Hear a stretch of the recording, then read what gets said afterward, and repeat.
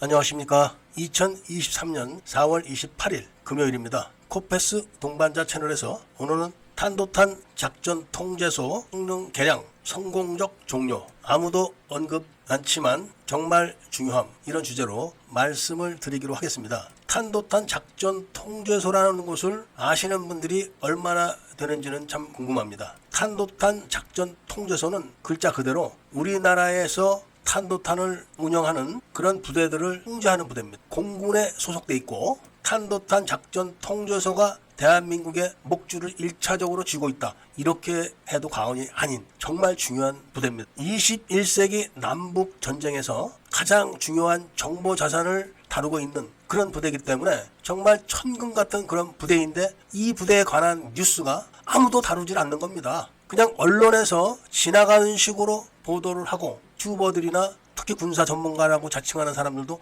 일체 언급을 안 하고 있습니다. 이거 정말 중요한 이야기인데, 그래서 어제 하루 고민을 하다가 오늘 방송을 하기로 했습니다. 썸네일에 보시면 아시겠지만 썸네일 하단에 과거에 존재했었던 코페스 TV에서 한번 방송을 제대로 했었습니다. 그런데 지금은 저 영상을 찾을 수가 없습니다. 문제는 탄도탄 작전 통제소가 탄도탄 작전 통제를 하지 못한다는 데 있었던 겁니다. 그러니까 북한이 탄도탄을 쏘게 되면은 우리나라가 그거를 탐지해서 추적해가지고 어떤 미사일로 막는다, 이걸 결정을 내려서 그 해당 부대에다가 작전 명령을 내려가지고 작전에 해당되는 미사일을 발사해서 요격을 해야 되는데, 거기에 걸리는 총 시간이 북한이 쏜 탄도탄이 떨어진 이후에야 가능한 겁니다. 그러니까 있으나 마나한 그런 부대였던 거죠. 그런데다가 탄도탄을 추적하고 탐지하려면은 정찰 위성에서 먼저 그거를 징후를 찾아야 되고, 또 이지스함하고 그린파인 레이더가 탐지를 해야 되는데, 이 두 가지 정보를 합쳐야 되는데, 합쳐가지고 작전 통제소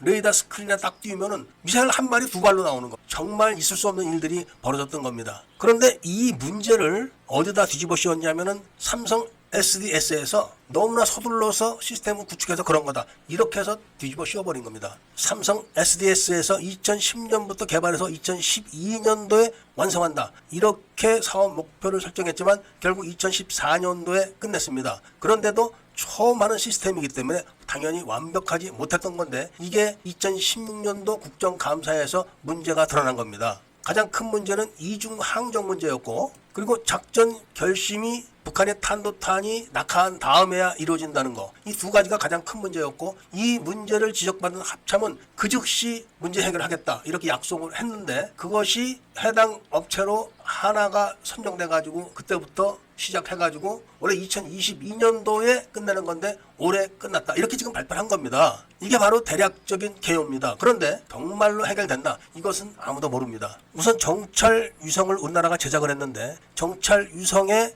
장착된 저장 장치들이 전부 중국제로 확인됐습니다. 이 문제에 대해서 해당 기관은 인터넷이 연결되어 있지 않기 때문에 정보가 유출될 위험은 없다, 이렇게 항변을 했지만 그렇지 않다는 것이 각계의 의견이었고, 그 다음에 이지스 레이더와 그린파인 슈퍼 레이더가 정보를 보내서 작전 통제소로 취합을 했을 때 그것이 지금도 이중 항적으로 나타나느냐 안 나타나느냐, 정확하게 나타나느냐, 이 문제를 확인을 해야 되고, 그 다음에 그렇게 확인이 돼가지고 어떤 미사일로 어디서 요격해야 되는가, 어느 부대가 요격해야 되는가, 이 명령을 확인해서 결심을 하는데 걸리는 시간이 북한의 미사일이 고고도점에 다다르기 이전인가, 이것도 확인해야 되는 겁니다. LSM-2를 지금 개발하고 3를 개발한다고 그러는데, LSM-100을 개발했다고 하더라도 결심이 늦어져가지고 북한의 탄도탄이 우리나라 지상 10km에 근접했을 때 그런 명령이 내려지면 아무짝에도 쓸모가 없는 겁니다. 그러니까 작전 통제소에 그런 탄도 계산을 하고 추적 계산하는 컴퓨터의 성능을 얼마나 개선했느냐,